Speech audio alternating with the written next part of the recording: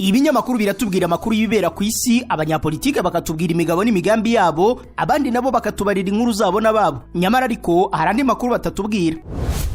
Ayo makuru na ya kampani Rubavu Buy and Sell Limited. Ngiyi kampani yizewe mu kugura no kugurisha ibibanza n'inzu mu buryo bwihuse. Ikorera mu burengerazuba bw'u Rwanda, by'umwihariko mu mujyi wa Rubavu ndetse no mu karere ka Musanze. Uretse kugura no kugurisha inzu, inabafasha kugura ibibanza no kubigurisha, ikanabafasha kubona apartment zo kubamo by'igihe gito cyangwa kirambye, ikanabafasha kuzamamaza. Ku bindi bisobanuro waduhamagara kuri 0782 42 43 82 cyangwa ukatwandikira ku mbuga nkoranyambaga zacu, hose twitwa Rubavu Real Estate. Rubavu Buy and Sell Limited, your trusted real estate partner. Ndabasuje mbahaye ikaze bakunzi wa Rubavu Buy and Sell Limited, murakaza neza kuri Rubavu Real Estate YouTube channel. Ni buri mushya kanda subscribe ukore no kunzogera tujye tubana buri munsi. Turi Rubavu mu Murara, tuhabafitiye deal nziza cyane. Iyi ni sure deal ku muntu ushaka gukora business cyangwa se ku muntu ushaka kugira ifamu. Tugufitiye ifamu nini cyane, hafi hectare 2. Ngiye kwabatembereza amabereke ukuntu hangana n'ukuntu hameze, ndetse ikintu cyiza gishimishije kiri interesting nuko iyi famu ugiye kuyigurana n'ibintu birimo byose: inka, ibigega, ibiraro, ubwatsi, ibyo byose biraza kubi byawe. Nshimire abantu mwese mwakaze subscribe mugakora no kunzogera, mwarakoze cyane. Nawe utabakora subscribe uyikore kugira ngo tujye tubana buri gihe kandi buri munsi. Abantu muzuteze yombe muri mu gihugu cy'u Rwanda, hanze y'igihugu cy'u Rwanda, diaspora, namwe tubasubije tubahaye ikaze. Abantu muhora mutureba mukaba mutarakora subscribe muyikore, n'utubonye ari ubwa mbere ayikore kugira ngo tujye tubana buri gihe kandi buri munsi. Nkubwira ko dufite n'izindi mbuga nkoranyambaga wadusangaho kuri TikTok, Instagram, Facebook, LinkedIn, hose amazina dukoresha namwe ni Rubavu Real Estate. Mugende mudufollowing, mugende mu liking amavideo tuba twashyizeyo, commentaire zanyu ni ingenzi, mutwungura ibitekerezo, ndetse n'abantu bifuza ibibanza, amazu mu mujyi wa Rubavu cyangwa mu karere ka Musanze, turahari Rubavu Buy and Sell Limited kugira ngo tubafashe.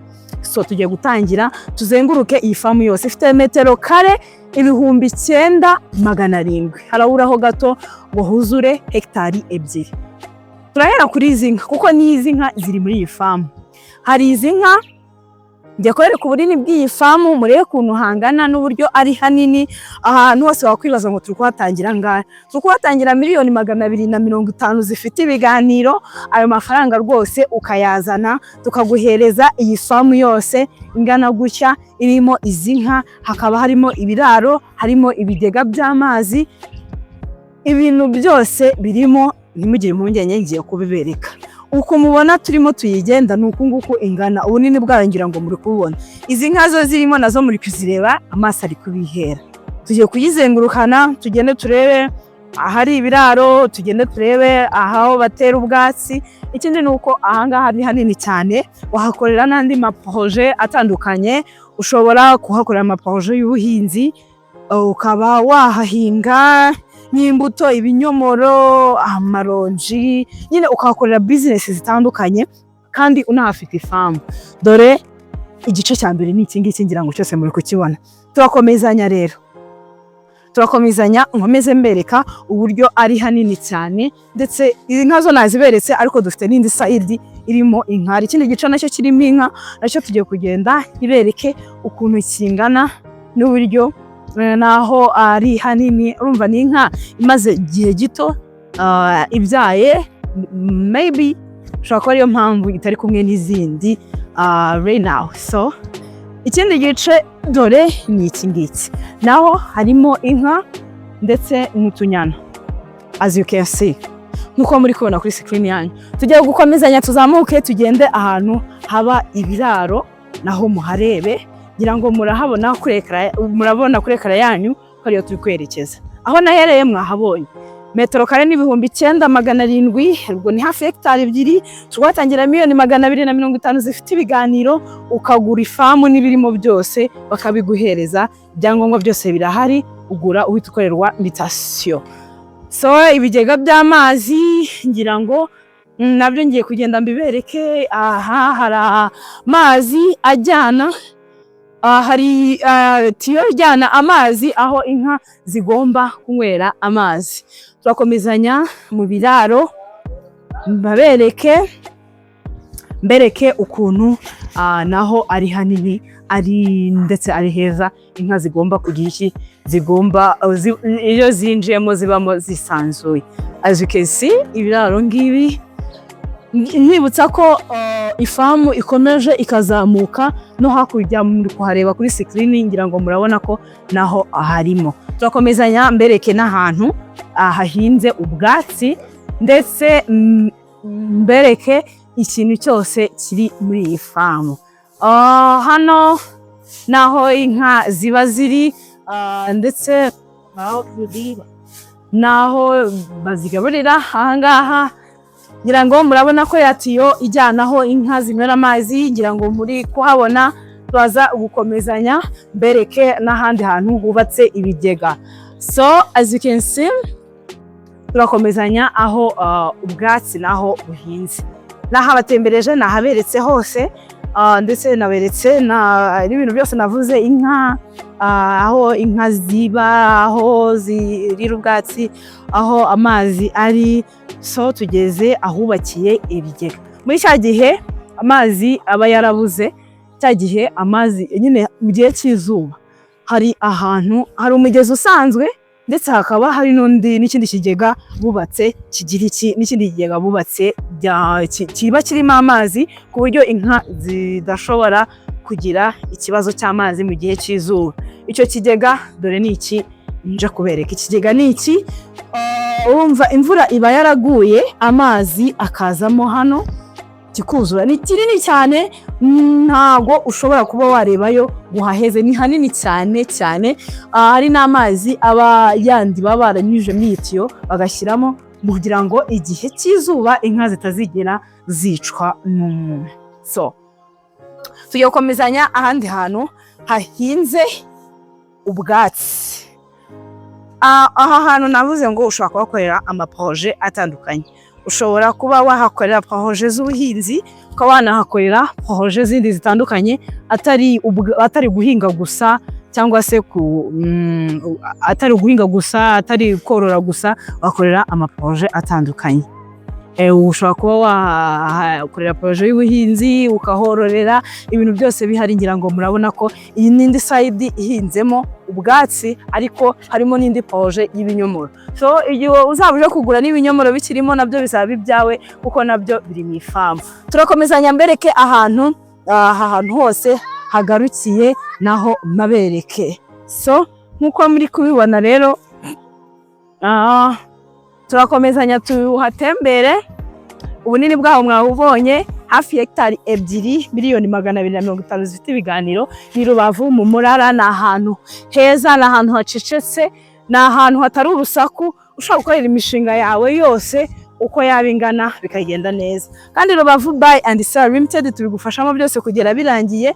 Tukagufasha muri process zose, aba gukoresha mitasiyo, yaba ibintu guhindura ibyangombwa, ibyo byose tubigufashamo byose kugera birangiye. So duhamagare ushaka kuhasura, ushaka kuhagura. Ku bindi bisobanuro waduhamagara kuri iyo nimero ubona kuri screen yawe cyangwa se ukatwandikira. Ushaka no kudusanga ahantu dukorera mu mujyi wa Rubavu mu nyubako izwi nka etage kwa Habibu. Dukorera muri floor ya mbere, inyubako yubatse iruhande rw'isoko.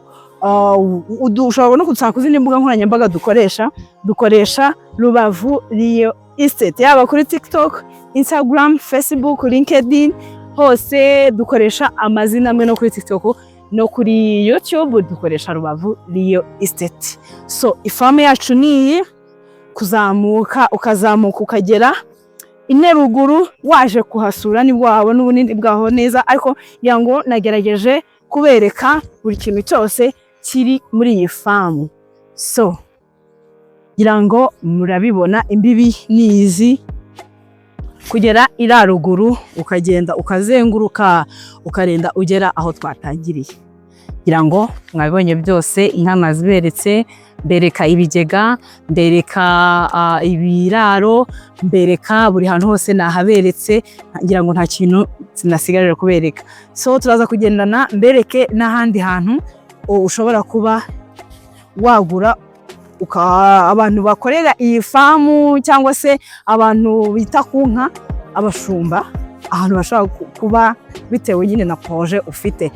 Muri iyi famu harimo n'ahantu ho kuba abantu baba, naho tugenda nkabereke. Nkwibutsa ko muri Rubavu Bar and Star Limited ntago tugufasha byonyine kubona inzu cyangwa ikibanza biri ahantu heza, tugufasha no kubona apartment yo kubamo by'igihe gito cyangwa se by'igihe kirekire, tukanabafasha no kuzamamaza.